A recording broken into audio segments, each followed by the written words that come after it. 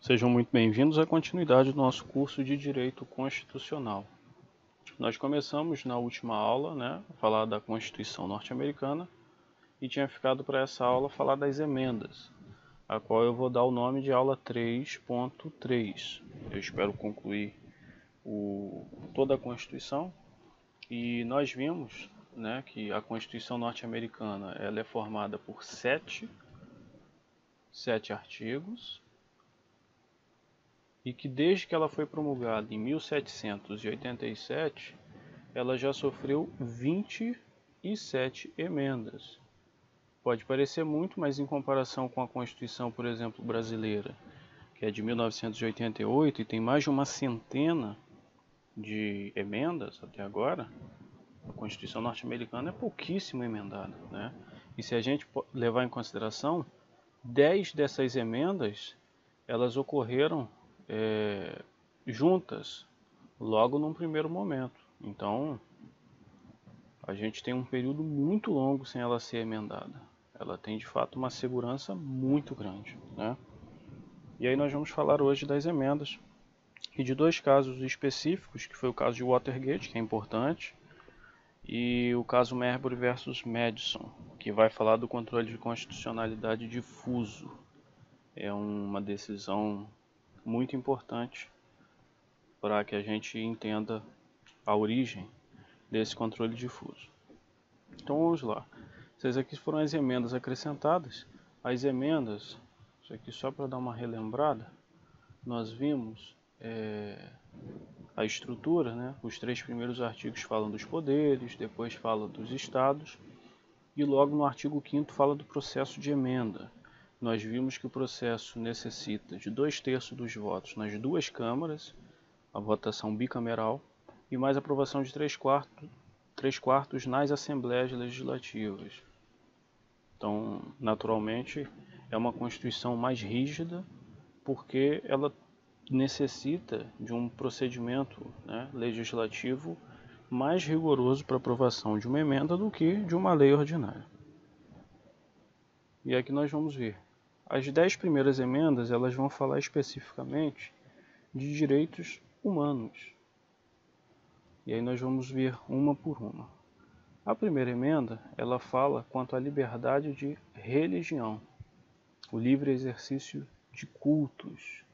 Então você pode, se tiver com material aí, você pode até salientar isso. Liberdade religiosa. A segunda emenda, que veio junto, as 10 primeiras emendas elas vieram juntas, ela fala da posse e do porte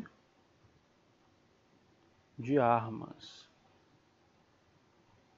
Sendo necessária a segurança de um Estado livre, a existência de uma milícia bem organizada, o direito do povo de possuir e usar armas não, aqui escrito, não poderá ser impedido.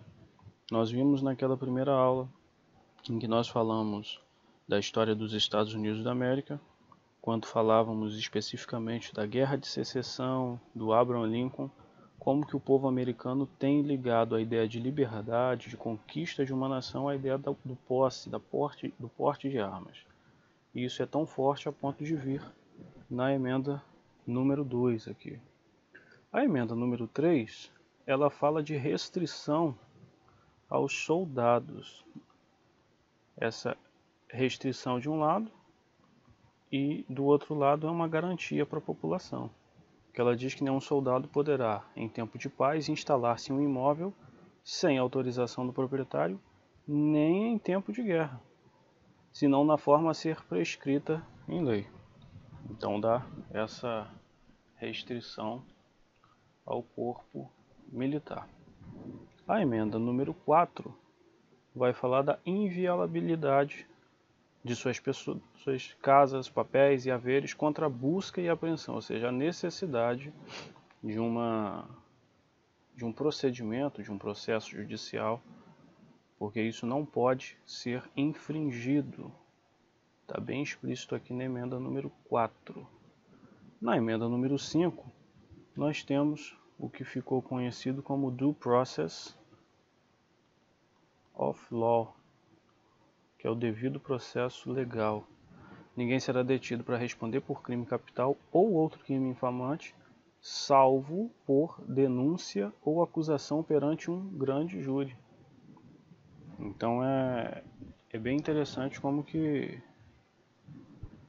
mostra a necessidade de se seguir um processo judicial para que se consiga deter uma pessoa, para que se tenha a privação de liberdade. Nós vamos avançar aqui ainda dentro daquelas 10 primeiras emendas, né? Aliás, tem a parte final desse artigo que ela é interessante, quando fala do Due Process of Law. Aqui é muito falada essa emenda, eu vou ler a partezinha aqui. Nem ser obrigado em qualquer processo criminal a servir de testemunha contra si mesmo. É muito comum a gente ver em filmes, né? Alguns, quando estão sendo alguns acusados, sendo interrogados, eles invocam o poder da emenda número 5. Que a gente tem um correspondente aqui no Brasil, né? Não produção de provas contra si mesmo. A emenda número 6, ela vai falar do júri para os processos criminais.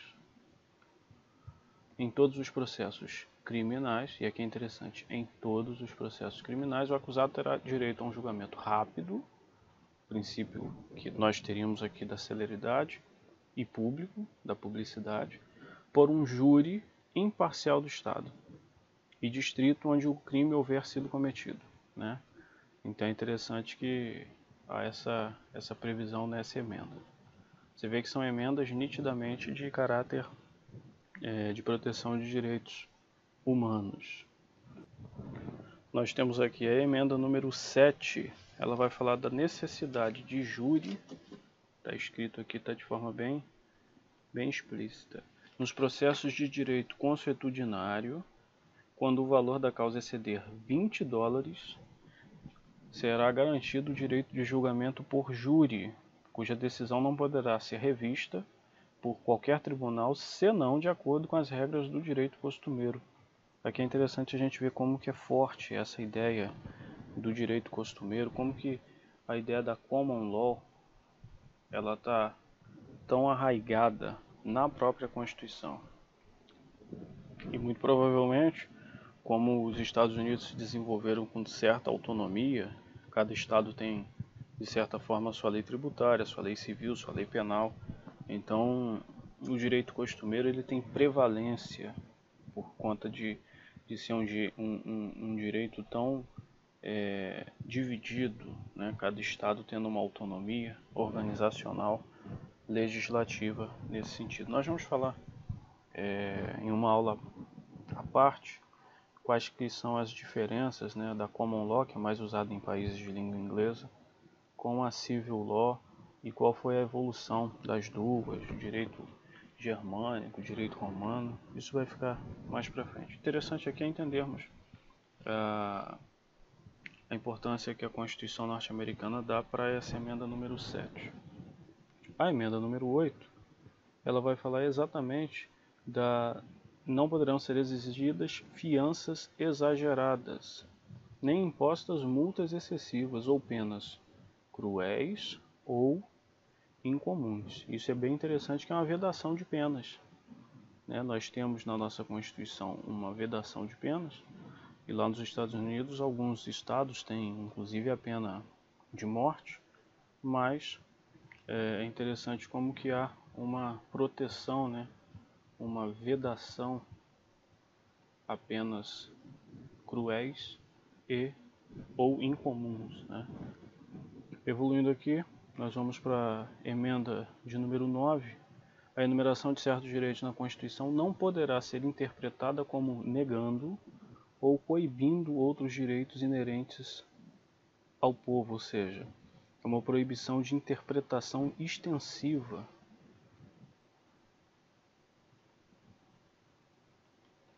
Proibição de interpretação extensiva em casos de lacuna.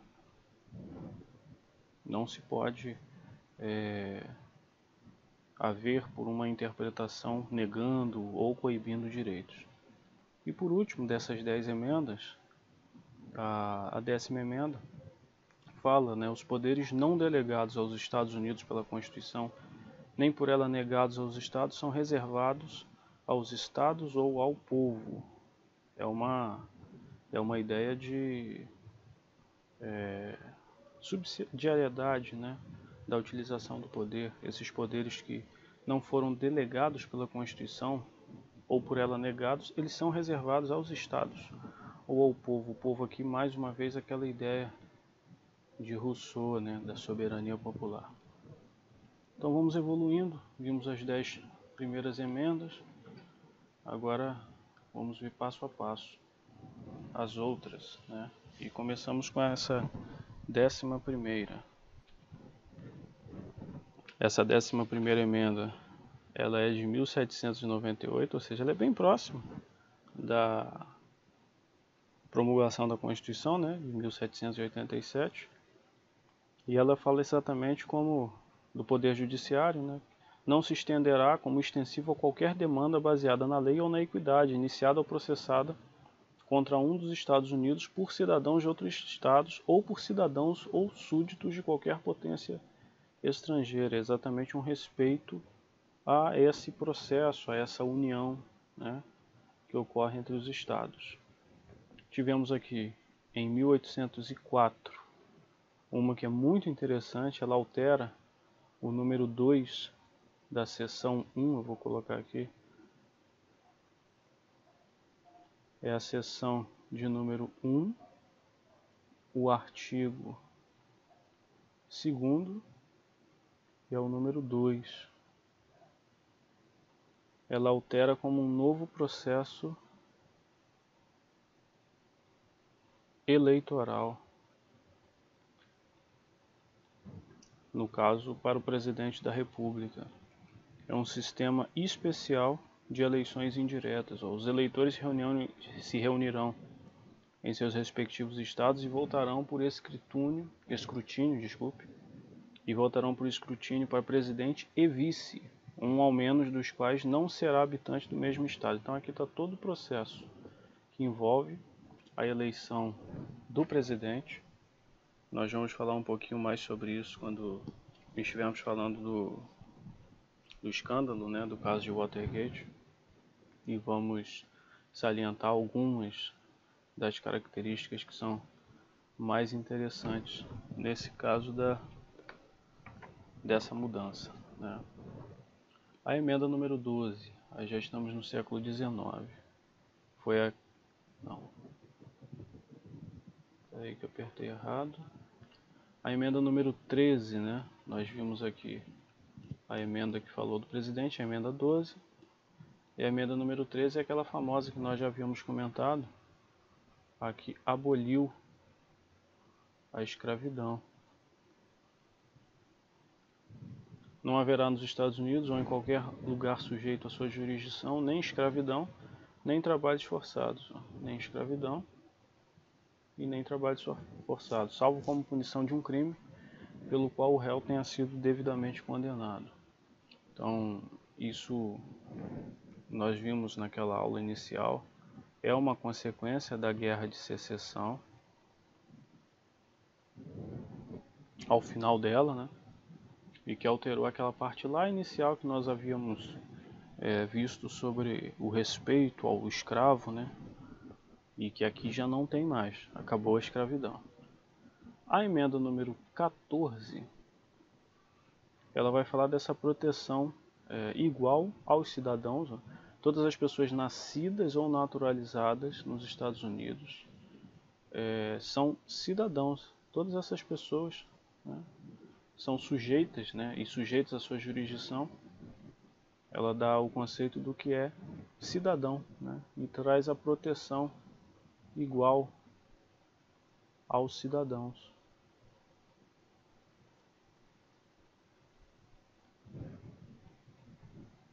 Ela é até uma emenda bem longuinha e é interessante a leitura dela. A emenda número 15, que ela é do finalzinho, já chegando ao final do século XIX, ela vai trazer uma ideia bem interessante. O direito ao voto, né? É que eu troquei a caneta aqui.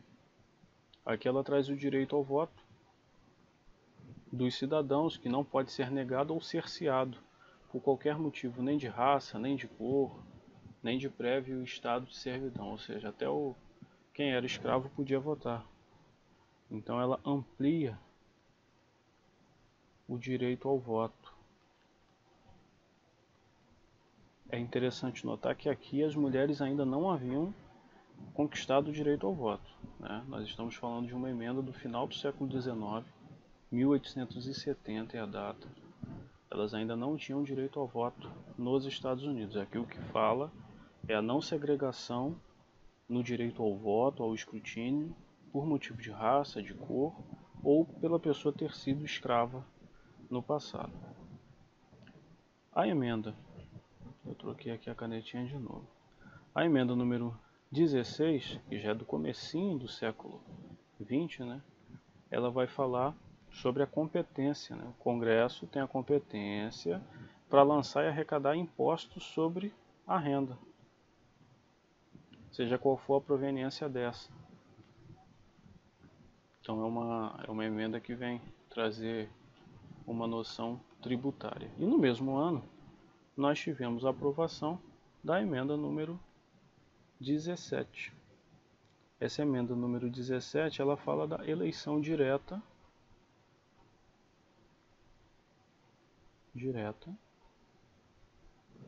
para os senadores.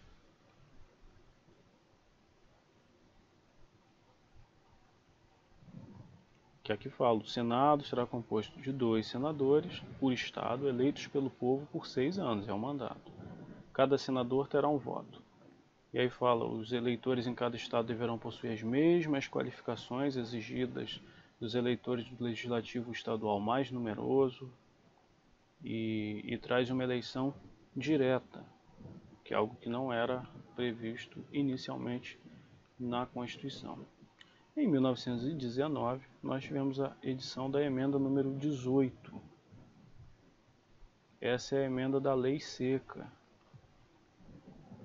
Ela foi revogada depois, nós vamos ver, pela emenda 21.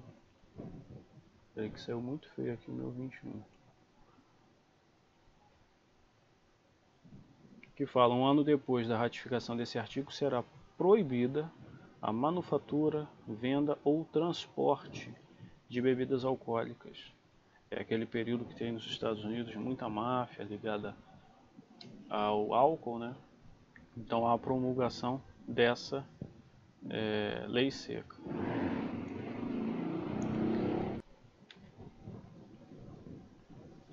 Temos enfim aqui, em 1920, a emenda número 19, que concede o direito ao voto às mulheres. O direito do voto não será negado ou cerceado em nenhum estado em razão do sexo. Então aqui efetivamente a gente pode dizer que as mulheres tiveram direito ao voto, né? Aqui já em 1920. Evoluindo um pouco mais, nós temos a emenda número 20, que é de 1933, que ela fala da data de início e também de final, né, do mandato. E ela fala disso de forma bem geral. Ela fala que tanto o mandato do presidente, vice, senadores e os representantes. É interessante que é uma data diferente da que nós estamos acostumados aqui no Brasil. No caso, os senadores e os representantes, né, os deputados, o mandato deles começa no dia 3 de janeiro, ao meio-dia. E no caso de presidente e vice, o mandato termina, né, e logicamente começa o seguinte, no dia 20 de janeiro, também ao meio-dia. Então é de acordo com a emenda 20 que a gente tem essa definição, né, da data. E caso alguém tenha dificuldade, é só lembrar que dia 20, a emenda número 20 né, que estabeleceu isso, e estabelece também outras questões, como se o presidente tiver falecido, enfim. É muito interessante depois a leitura detida dela. A emenda número 21 foi aquela que revogou,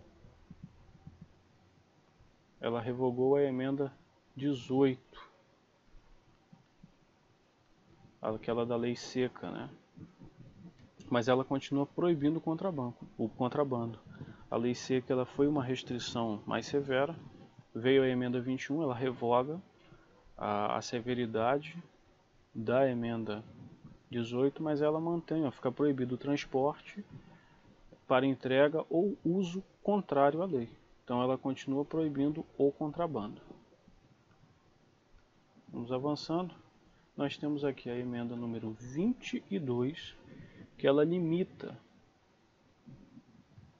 é uma limitação no caso dos mandatos, né, de presidente e vice, mandatos consecutivos. Ninguém poderá ser eleito mais de 2 vezes para o cargo de presidente. Não havia essa limitação antes. Tanto que nós podemos dizer que teve apenas um presidente na história dos Estados Unidos que foi eleito mais de 2 vezes, que foi o Franklin Delano Roosevelt. Mas a partir dessa emenda, ou seja, a partir de 1951, a eleição por mais de dois mandatos passou a ficar proibida. Nós tivemos aqui a emenda em 1961, a emenda 23, ela fala, né, do direito de voto dos habitantes de Colômbia. Aqui fala: o distrito que constitui a sede do governo indicará, da forma que o Congresso decidir, um número de eleitores, presidente e vice, igual ao número total de senadores e deputados, porque o distrito até então não votava, né, para presidente. Então é muito interessante essa participação. Vou até colocar aqui do lado, que aqui não está falando especificamente o nome, mas é o distrito de Colômbia. A gente avança para a emenda 24, aqui de 1964, né, ela passou a proibir de privar o voto de quem não pagou a taxa eleitoral ou imposto, que aqui fala. Não pode ser negado, então não pode o voto em razão de não haver pago qualquer imposto federal, qualquer imposto eleitoral, desculpe, ou algum outro imposto. Então é interessante essa liberação. Certamente em algum momento do passado houve essa restrição ao voto. Então é uma emenda que aumenta o caráter democrático, né? Quando fala aqui de não haver pago qualquer imposto eleitoral, está se referindo naturalmente a alguma taxa eleitoral que um eleitor que porventura tenha deixado de pagar, ele não vai ficar privado do voto em razão disso. A emenda 25, ela fala dos casos de vacância dos cargos durante o mandato, né, de presidente e vice. Aqui eu vou fazer uma explicação aqui embaixo. Eu acho que depois quem quiser ler as sessões é importante, né, para a gente ter em mente passo a passo como é que é. Mas eu vou fazer um esqueminha aqui embaixo que eu vou tentar explicar. Ó, a vacância, se for o presidente, ela vai ter uma solução. Se for o vice, ela vai ter outra. Se for o presidente, o vice assume. E se for, no caso, o vice, é nomeado novo vice. Essa nomeação ela é feita pelo presidente e tem que ser aprovado pela maioria do Congresso. Aqui é interessante, vou ver se eu consigo um espaço aqui na folha para falar do que aconteceu ali em 1974. O que aconteceu? O presidente Richard Nixon, ele já tinha sido eleito, né, para ficar de 68 a 72, e aí teve a eleição que ele chegou a ser vitorioso, né, que ele ficaria de 72 a 76. Na época, o que aconteceu? Em 1972, houve um assalto. Eu vou colocar aqui assalto Watergate. Esse assalto ele foi no comitê democrata. O Richard Nixon ele era um presidente republicano. Então houve um assalto no complexo Watergate, que era o comitê democrata, né? Eles estavam em pleno período eleitoral aqui, em 72, é o período entre um e outro mandato do Richard Nixon. E foram pegos as pessoas que estavam assaltando, com equipamentos de escuta, né? E na época teve um veículo, o The Washington Post, ele fez uma investigação muito severa e muito interessante. Eles tinham até um informante do alto escalão no FBI, que ficou conhecido durante muito tempo, até não se sabia quem era especificamente, que ele ficou conhecido como Garganta Profunda. E o Washington Post ele se pegou muito nesse assalto, porque descobriu-se que um dos invasores ele tinha um nome ligado ao comitê de eleição do Richard Nixon. Então a eleição ela acabou descambando, né? Ela avançou muito e chegou-se à conclusão de que eram pessoas do Richard Nixon que invadiram no intuito de prejudicar, né, de terem acesso a documentos e a escutas, né, logicamente todas infringindo a lei, do partido, no caso que foi invadido, o Partido Democrata, para beneficiar o Richard Nixon nas eleições que ele acabou vencendo. Do total, 69 pessoas foram indiciadas, mas desse total apenas 48 foram processadas e a maioria dessas 48 eram oficiais do governo Nixon. Isso acabou gerando, em 1974, ou seja, aqui ó, ele estava no meio do governo dele, ele renuncia. Mas aqui acontece uma coisa interessante. Eu vou fazer o esquema aqui na folha seguinte. Como eu falei ali, o Richard Nixon, ele tinha sido eleito no segundo mandato para o período de 72 a 76. O vice dele era o Spiro Agnew. O vice dele, ele renuncia. E aí quando ele renuncia, o Richard Nixon, ele nomeia o Gerald Ford. Esse Gerald Ford ele é aprovado e ele fica como vice-presidente. Mas em 1974, com o escândalo Watergate, quando Richard Nixon renuncia, o Gerald Ford ele se torna presidente. E aí ele fica presidente do período restante de 1974 a 1976. E é interessante porque todo esse procedimento, que não ocorreria no Brasil, porque no Brasil, quando o cargo de vice fica vago, não se ocupa. Isso aconteceu, por exemplo, no governo Fernando Collor, que o Itamar entrou, no governo da presidente Dilma, que o Temer entrou, e ficou, tanto o Itamar como o Temer ficaram sem vice-presidente. Mas nos Estados Unidos, por conta dessa emenda, a emenda número 25, estabelece-se exatamente qual que é o procedimento de vacância desses cargos. E o mais interessante aqui, você já deve ter percebido, que teve então, os Estados Unidos eles tiveram um presidente de 74 a 76, que foi o Gerald Ford, que ele não foi eleito, ele não pertencia nem à chapa do Richard Nixon, porque quem pertencia era o Richard Agnew, é o Spiro Agnew. Só que ele renuncia, o Richard Nixon nomeia o Gerald Ford e logo após com a renúncia do Richard Nixon, os Estados Unidos eles acabaram por ter um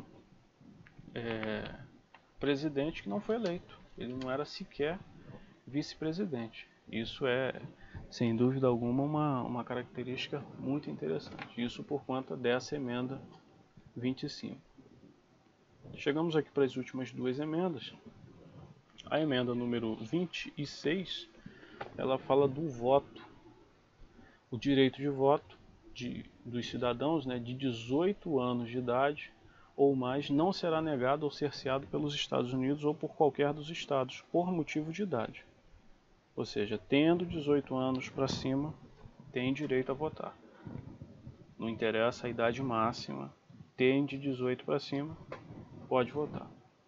Então, se algum estado tivesse alguma lei que impedisse e permitisse só a partir dos 21, teria que permitir a partir de então.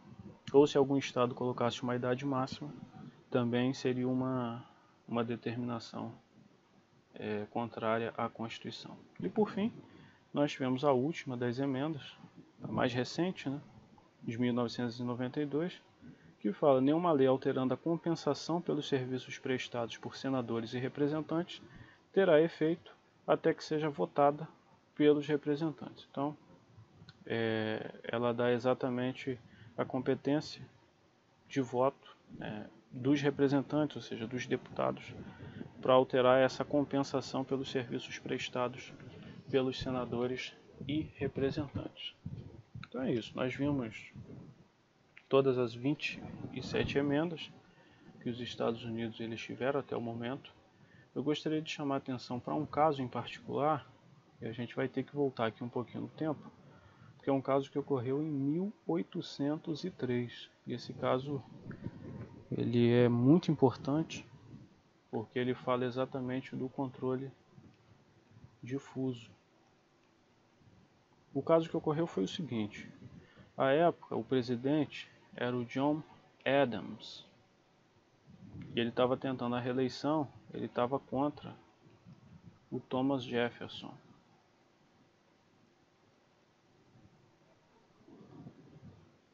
Ao final, né, do mandato dele, já sabendo que perderia a eleição, o John Adams ele nomeou duas pessoas de sua confiança.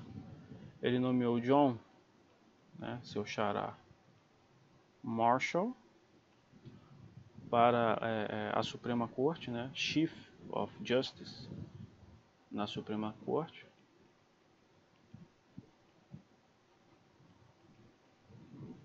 E ele também nomeou um sujeito que foi William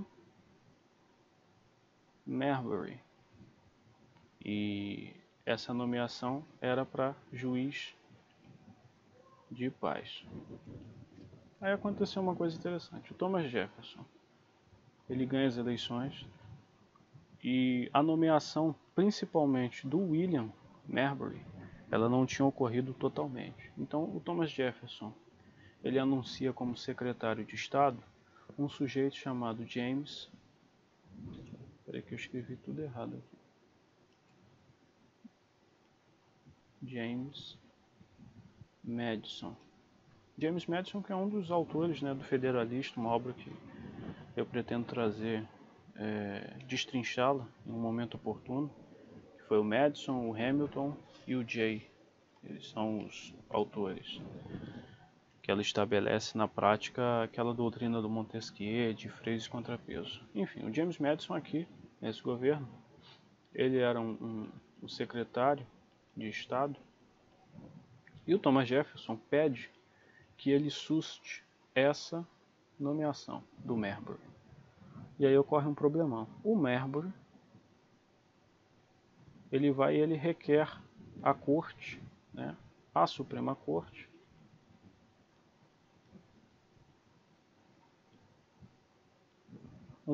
mandamento de nomeação, writ of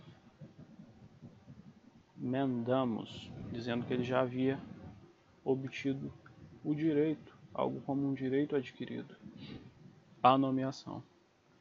E o Marshall, que tinha entrado há pouco para a Suprema Corte, ele não quis confronto com o governo que tinha entrado há pouco, né? Apesar de ter sido nomeado pelo John Adams, ele buscou um meio ponto. Então, o que o Marshall fala? E essa é uma coisa importante. Ele declara que o Marbury tinha direito à nomeação. Tinha direito à nomeação. Mas, no entanto, ele diz que a lei que dava essa competência para a Suprema Corte, que foi a lei que é a Judiciary Act de 1789, ela é um pouquinho depois da Constituição, ele alega que essa lei ela era inconstitucional. Então é interessante que é uma decisão que vai falar exatamente desse controle de constitucionalidade. E esse caso eu acabei não colocando aqui, ele ficou muito conhecido pelo nome Marbury versus Madison. Os norte-americanos eles têm mania de colocar esses casos famosos como o nome, né, dos personagens principais. Então essa é talvez o primeiro momento de declaração de inconstitucionalidade de uma lei por um tribunal e oferece um instrumento muito importante para toda a doutrina de controle de constitucionalidade que vem a partir daí. Então é importante a gente entender na construção da Constituição norte-americana e também do constitucionalismo norte-americano todas essas facetas que levaram à feitura dessa Constituição, que tem 7 artigos e todas essas 27 emendas, sendo que a última, nós falamos aqui, ela é de 1992, a última não, a mais recente, né? Então, nós concluímos aqui o nosso estudo especificamente falando dos Estados Unidos, nessa parte legislativa, né? Nessa parte constitucional. Falamos da história dos Estados Unidos, explicamos a estrutura da Constituição, falamos de todos os seus artigos e de todas as suas emendas. E ainda salientamos 2 casos importantes, o escândalo de Watergate e esse caso Marbury versus Madison, que foi extremamente importante para o controle de constitucionalidade. Eu espero vocês numa próxima aula. Eu acredito que numa próxima aula mais específica nós vamos tratar da Revolução Francesa e dos impactos dela na Declaração de Direitos do Homem e vamos avançar nas constituições e nas leis mais importantes ou até nos tratados de direito internacional mais importantes para consolidar esse nosso entendimento até que lá na frente nós vamos sim fazer da mesma forma que fizemos com a Constituição norte-americana, vamos fazer com cada uma das constituições brasileiras. Eu aguardo você.